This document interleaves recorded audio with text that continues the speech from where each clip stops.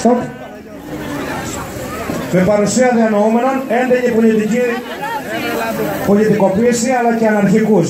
Πολλοί ονομάζουν την περιοχή ως Εξαρχιστάν λόγω των συχνών επρισμών, προπυλακισμών, τραυματισμών αστυνομικών και πολιτών με διαφορετική ιδεολογική αντίληψη. Για να δούμε τι θα μας πούν τα παιδιά.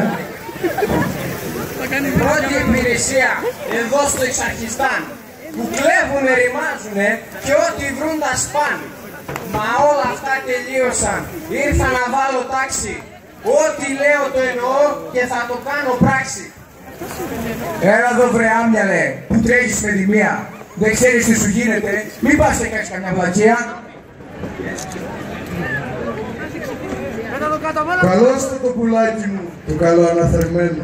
Κάνε την πρώτη κίνηση και σε έχουμε φαμένο.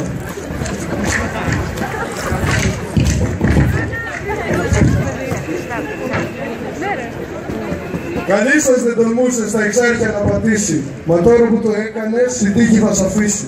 Οι νόμοι σου δεν έχουν εδώ καμία αξία. Χεσμένος πάντα θα έχουμε μπάτσους και εξουσία. Εγώ σου το είπα βρε ηλίθε, μ' αυτούς να μην μπλέξεις. Εδώ βρε είναι άβατο και άντε να ξεμπλέξεις. Το μάθημα το πήρατε στη συμπολιτεία. Στο Εξαρχιστάν επικρατεί χάος και αναρχία.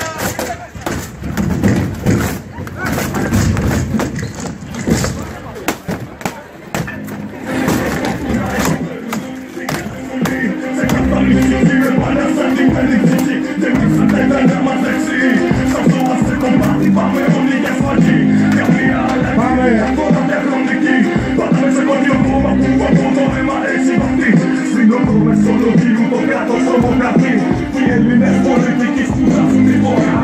Κοντά την κρίση θα τη δώνω και